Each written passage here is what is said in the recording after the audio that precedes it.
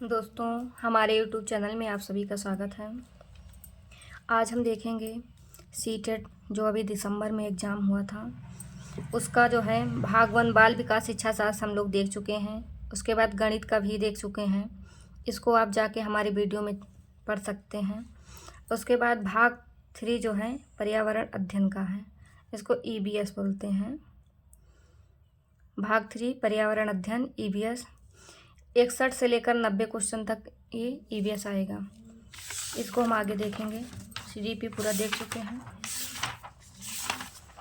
इसके बाद गणित का भी देख सके हैं भाग हम। गणित का पूरा 60 क्वेश्चन तक। उसके बाद भाग 3 पर्यावरण अध्ययन, इसमें हम देखेंगे पहला क्वेश्चन 61, क्वेश्चन नंबर 61 से है। NCERT के पर्यावरण अध्ययन की 5वीं कक्षा के पाठ्य पुस्तक में पाठ 13 गौरव जानी के अद्भुत यात्रा का वर्णन करता है। यह पाठ निम्नलिखित में से कौन सी थीम का हिस्सा है? EBS में जो है थीम बहुत ज़्यादा इम्पॉर्टेंट है। हर बार एग्ज़ाम में जो है 1-2 क्वेश्चन थीम से आ जाती है। तो जो गौरव जानी है ये किस थीम का हिस्सा है? तो आप इसको जो है NCERT की पर्यावरण अध्ययन की 5वीं कक्षा की जो है पाठ्य पुस्तक पढ़ेंगे तो उसमें गौरव जानी है पाठ 13 पर, तो आवास से संबंधित है। उसका थीम जो है आवास है। तो इसका जो है आंसर नंबर 2 हो जाएगा। पूरा का पूरा आंसर की से जो है आंसर है इसमें जो बताया जा रहा है, जो आंसर की में दिया गया था। बंगाल की खाड़ी पर समुद्र तट वाला राज्य केंद्र शासित प्रदेश निम्नलिखित में से कौन सा है? आंध्र प्रदेश है इसमें। Option number 2 Andhra Pradesh. और क्वेश्चन नंबर 63 में अर्चना कक्षा 4 की पर्यावरण अध्ययन की शिक्षिका है। वह अपनी कक्षा में बच्चों के 2 समूह बनाती है और विद्यालय में यूनिफॉर्म होना चाहिए या नहीं, इस विषय पर वाद विवाद गतिविधि करती है। विद्यालय में यूनिफॉर्म होना चाहिए या नहीं, इस जो है विषय पर वाद विवाद की गतिविधि करती है, एक्टिविटी करती है। अर्चना ने अपनी कक्षा में वाद विवाद क्यों कराया? निम्नलिखित में से कौन सा सबसे उपर्युक्त कारण नहीं हो सकता है? इसमें नहीं हो सकता है। तो इसमें जो है आंसर की में जो है आंसर की में जेड दिया गया है इसमें, क्योंकि आल बताया गया है आंसर की में। ABCD चारों का चारों जो है कारण नहीं हो सकता है, तो इसका आल बताया गया था। जेड यानी आल टोटल, तो इसमें सभी को 1 नंबर मिलेंगे। उसके बाद जो है 64, क्वेश्चन नंबर 64 देखिए। 64 में जो है NCERT की पर्यावरण अध्ययन की पुस्तक अध्याय 4 खाएं आम 12 महीने, अध्याय 4 में जो है खाएं आम 12 महीने में आम पापड़ बनाने की कहानी है, ताकि न सिर्फ प्रक्रिया और तकनीकी को बच्चों को समझें बल्कि पकाने और संरक्षण के कौशल को भी सराहा सकें। राष्ट्रीय पाठचर्या की रूपरेखा 2005 के अनुसार इस पाठ के माध्यम से EBS पढ़ाने का कौन सा सामान्य उद्देश्य प्राप्त किया जा रहा है? तो जो है इसमें कहा गया है कि अध्याय 4 में जो है आम खाएं आम 12 महीने, यानी कि संरक्षण किया जा रहा है, कैसे जो है संरक्षण के कौशल जो है हम लोग को सराहा सकें। तो इसमें जो है आंसर नंबर 1 हो जाएगा। अमूर्त के स्थान पर अपने अनुभवों के पहलुओं से जुड़े अवलोकन एवं उदाहरण की सहायता से समझ का विकास करना, बिल्कुल यही जो है आंसर नंबर 1 आ जाएगा इसमें, क्योंकि अनुभव जो है अवलोकन करें, उदाहरणों की सहायता से समझ विकसित करना, तो इसमें हो गया। उसके बाद 65 में देखिए आप लोग, पर्यावरण अध्ययन का एक शिक्षक कुछ बच्चों की गतिविधि कराने के दौरान कुछ महत्वपूर्ण घटनाओं का अवलोकन करता है तथा उसका एक वर्णनात्मक टिप्पणी भी दर्ज करता है। निम्नलिखित में से कौन सा आकलन का उपकरण हो सकता है? तो इसमें जो है उपाख्यानात्मक अभिलेख हो जाएगा, ऑप्शन नंबर 4 हो जाएगा। उसके बाद 66, क्वेश्चन नंबर 66 में क्या दिया गया है? बच्चा विभिन्न कुशल कार्यों जैसे खेती और दैनिक जीवन में उसकी विरासत बुजुर्गों से वर्णन करता है। यह क्या है? सीखने का प्रतिफल है, आउटकम जो है सीखने का प्रतिफल, लर्निंग आउटकम। इसका आंसर नंबर 2 हो जाएगा। उसके बाद क्वेश्चन नंबर 67, इसमें जो है कथन ए कथन बी दिया गया है। तो कथन ए में है सन 1969 में नील आर्मस्ट्रांग चांद पर उतरने वाले पहले व्यक्ति थे। बिल्कुल सही है। सन 2007 में कल्पना चावला अंतरिक्ष में सबसे लंबे समय तक रहने वाली पहली महिला थी। बिल्कुल ए गलत हुआ। तो इसमें जो है ए सही परंतु बी गलत है। उसके बाद 2 भारतीय पक्षी वृक्ष या झाड़ी की डाली पर अपना लटकता घोंसला बनाते हैं। ये 2 भारतीय पक्षी हैं, शक्करखोरा और दर्जिन पक्षी हैं। इसको टेलर बर्ड्स कहा जाता है। दर्जन पक्षी, शक्करखोरा और दर्जन पक्षी। आंसर नंबर 2 हो जाएगा इसमें। उसके बाद 69, क्वेश्चन नंबर 69 में आप लोग देख सकते हैं, एक शिक्षक अपने पर्यावरण अध्ययन की कक्षा में बच्चों को समूह में बांटकर विद्यालय में मौजूद उनसे कुछ वस्तुएं इकट्ठे करने को कहता है। इसके बाद वह बच्चों के साथ बैठकर उन वस्तुओं को विभिन्न समूहों में बांटने के लिए कहता है। बच्चे वस्तुओं को उनके गुणों के आधार पर विभिन्न समूहों में बांट देते हैं। शिक्षक के इस गतिविधि को कराने का सबसे उपयुक्त उद्देश्य क्या हो सकता है?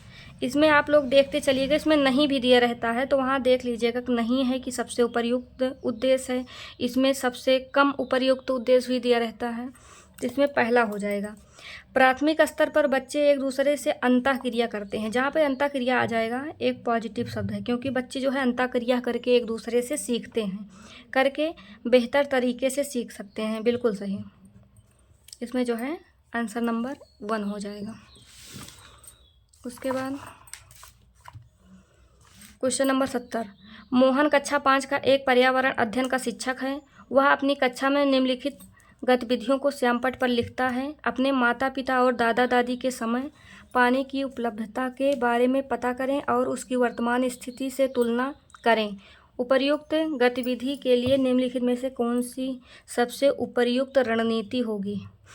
तो इसमें जो है ईवीएस में जो है क्वेश्चन थोड़ा बड़ा आ रहा है, उसको अच्छे से पढ़कर समझकर फिर उसके बाद जो है उसका आंसर भी अच्छे से पढ़ लें, क्योंकि थोड़ा थोड़ा अंतर रहता है सब में। तो इसमें जो है परियोजना कार्य हो रहा है, दादा दादी की उपलब्धि के बारे में पता कर रहा है, तुलना कर रहा है, यानी प्रोजेक्ट कार्य जो है वो अपना बच्चा कर रहा है। मोहन क्या है? प्रोजेक्ट कार्य कर रहा है, ना तो डिस्कस कर रहा है, ना तो किसी का इंटरव्यू लिया जा रहा है, ना तो कोई रोल प्ले कर रहा है। तो यह जो है परियोजना कार्य कर रहा है मोहन। उसके बाद 71, क्वेश्चन नंबर 71 में हो जाएगा, पर्यावरण अध्ययन की एक रचनावादी कक्षा में निम्नलिखित में से कौन सी क्रिया नहीं होती दिखाई देती है? तो इसमें हो जाएगा कि कौन सी क्रिया नहीं होती दिखाई देती है पर्यावरण अध्ययन में। बच्चे सिर्फ जाने पहचाने सवाल हल कर रहे हैं। बिल्कुल ये नहीं होती है। इसमें जो है अनुभव का सम्मान किया जाता है। अब बच्चों क्रिया करके सीख रहे हैं और उसके बाद बच्चे अवधारणाओं के बीच नई नई कड़ियों को जोड़ने का अपना, ये सब जो है बच्चे जो है ईवीएस के माध्यम से सीख रहे हैं। ये वाला नहीं हो जाएगा, यहाँ पर नहीं है तो नहीं हो जाएगा। उसके बाद क्वेश्चन नंबर 72 में देखिए आप लोग जो है हाथी का सवाल है, ज़रूर एक बार हाथी का सवाल ज़रूर दिया रहता है। इसमें कथन कारण, हाथियों के झुंड में केवल हथनियाँ और बच्चे ही रहते हैं। बिल्कुल सही है, झुंड में केवल हथनियाँ और बच्चे ही रहते हैं। और उसके बाद हाथी 14-15 साल बाद झुंड छोड़ देते हैं और अकेले रहते हैं। बिल्कुल सही है, दोनों सही है, व्याख्या भी करता है। तो इसका जो है आंसर नंबर 1 हो जाएगा। आप लोग अच्छे देखिए इसको। उसके बाद यहाँ पे क्वेश्चन नंबर 73, ऐसा पाया गया है कि बच्चों की सीखने और प्रगति का अवलोकन करते समय कुछ गलतियाँ हो जाती हैं। यह गलतियाँ हमारे पूर्वाग्रहों का परिणाम हो सकती हैं। निम्नलिखित में से कौन सी सूचना एक पूर्वाग्रह के रूप में दर्ज नहीं होनी चाहिए? तो इसमें जो है आंसर तीसरा होगा, पोर्टफोलियो के बारे में बच्चों के काम के नमूने, तो तीसरा हो गया। उसके बाद 74, क्वेश्चन नंबर 74 देखिए, एक व्यक्ति मृत समुद्र या खारी झील में नहीं डूबेगा भले ही वह तैरना ना जानता हो। इसकी वजह क्या है? खारे जल की झील में नहीं डूबेगा तो क्योंकि समुद्र के पानी का घनत्व जो है उच्च होता है। समुद्र के पानी का उच्च घनत्व के कारण जो है वह इंसान व्यक्ति जो है नहीं डूबेगा समुद्र में। और उसके बाद 75 क्वेश्चन नंबर 75 में आप लोग देख सकते हैं, इसमें भी कथन है, कथन 1 कथन 2। अनीमिया के कारण बच्चे ठीक से बढ़ नहीं पाते और उनमें फुर्ती भी कम हो जाती है। बिल्कुल सही है। अगर किसी बच्चे में अनीमिया हो जाती है, अनीमिया नामक बीमारी, तो बच्चे जो है ठीक से बढ़ भी नहीं पाते हैं और उसमें फुर्ती भी कम हो जाती है। अनीमिया बच्चे की शारीरिक और दिमागी तंदुरुस्ती पर असर मारता है। तो बिल्कुल सही है, ये भी सही हो गया। तो इसमें जो है आंसर नंबर 1 हो जाएगा। 1 भी सही है, 2 भी सही है। उसके बाद 76 क्वेश्चन नंबर 76। क्वेश्चन नंबर 76 में इसमें सवाल दिया है ट्रेन वाला। जैसे दिया गया है 30 जनवरी 2023 को नई दिल्ली स्टेशन से बंगलुरु के लिए ट्रेन पकड़ी है। कोई व्यक्ति जो है 30 जनवरी 2023 को नई दिल्ली से स्टेशन से जो है बंगलुरु के लिए ट्रेन पकड़ी है। ट्रेन नई दिल्ली से 17 घंटे पर चली, 17 घंटे पर चली और 17 घंटे पर 31 जनवरी 2023 को बंगलुरु पहुंची। यदि नई दिल्ली और बंगलुरु के बीच की दूरी लगभग 1776 किलोमीटर है तो ट्रेन की पूरी यात्रा औसत चाल दूरी बराबर समय बटे चाल, दूरी बराबर समय बटे चाल, यही सूत्र लगा के जो है हम लोग निकालेंगे। तो इसमें आंसर नंबर 1 हो जाएगा, 75 किलोमीटर प्रति घंटा आ जाएगा इसमें। उसके बाद जो है 77 क्वेश्चन नंबर 77 में आप लोग देख सकते हैं, इसमें अभिकथन है और दूसरा कारण है। तो अभिकथन में क्या कहा गया है, जिन बकरियों के बालों से मुलायम पश्मीना शाल, ये बहुत इंपॉर्टेंट है, पश्मीना शाल का आता है, हर बार सीटेट में ये क्वेश्चन आता है, बनाए जाते हैं, वो लगभग 5000 मीटर दूरी पर पाए जाते हैं और जहाँ बहुत सर्दी पड़ती है। हाँ तो बिल्कुल सही है, लेह लद्दाख में जो है बहुत सर्दी पड़ती है, तो भी ये बिल्कुल सही है कथन। उसके बाद कारण क्या है, इतनी सर्दी से बचने के लिए बकरियों के शरीर पर गर्म बाल उग आते हैं। तो बिल्कुल सही है, ये भी सही है। इसमें क्वेश्चन पूछा जाता है कि पश्मीना शाल किससे मिलते हैं, तो बकरियों से मिलते हैं। तो इसमें भेड़ का ऑप्शन जो है गलत हो जाता है। तो इसमें जो है दोनों सही हैं, आर एक ही व्याख्या करता है, बिल्कुल सही। तो आप लोग इसके बाद क्वेश्चन नंबर 78 में देखिएगा, इसमें भी अभिकथन और कारण का क्वेश्चन है।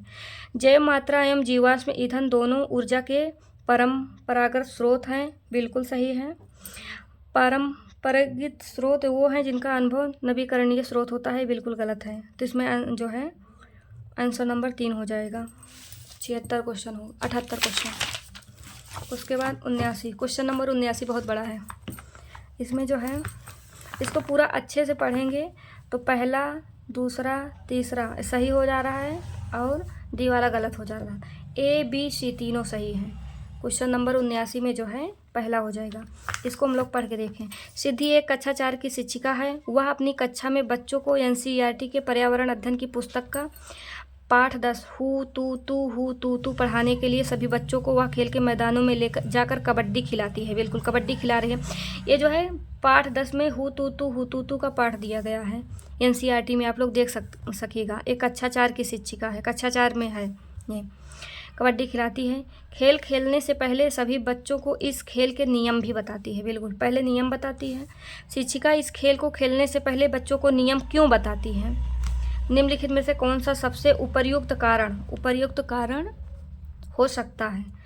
तो बच्चों को खेल का नियम क्यों बताती है? खिलाने से पहले जो है सिद्धि शिक्षिका जो है बच्चों को खेल का नियम बताती है। और क्यों बताती है? वह बच्चों को ध्यान इस ओर खींचना चाहती है कि खेल की तरह ही जीवन में भी हम नियम बनाते हैं। बिल्कुल सही है। ताकि सभी कार्य सही ढंग से किए जाएं। बिल्कुल सही है। हम सभी समाज में इस प्रकार से नियम से बंधे हैं जिसके द्वारा हम आपस में मतभेद और झगड़े सुलझाते हैं। बिल्कुल सही, तीनों सही है। और इसमें जो है अपेक्षा नियम बहुत अधिक रहता है, अपेक्षा एक गलत हो जाएगा।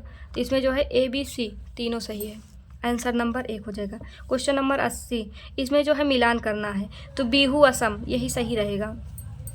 बिहू जो है असम का नृत्य है, साहित्यिक नृत्य। उसके बाद जो है 81 क्वेश्चन नंबर 81 में एक कथक गलत है। कथक जो है हमारे उत्तर प्रदेश का है और भारतनाट्यम तमिलनाडु का है। उसके बाद क्वेश्चन नंबर 81 में 81 में भी कथन ए कथन बी दोनों दिया गया है। ठंड के मौसम में छिपकलियाँ लंबी और गहरी निद्रा में चली जाती हैं, बिल्कुल सही है। कुछ ऋतुओं में कुछ जानवर लंबी और गहरी निद्रा में चले जाते हैं, दोनों सही है। ए बी दोनों सही है, बी ए की सही व्याख्या करता है, तो इसका जो है आंसर नंबर 1 हो जाएगा। उसके बाद जो है बार क्वेश्चन नंबर 82 में क्या बोला गया है?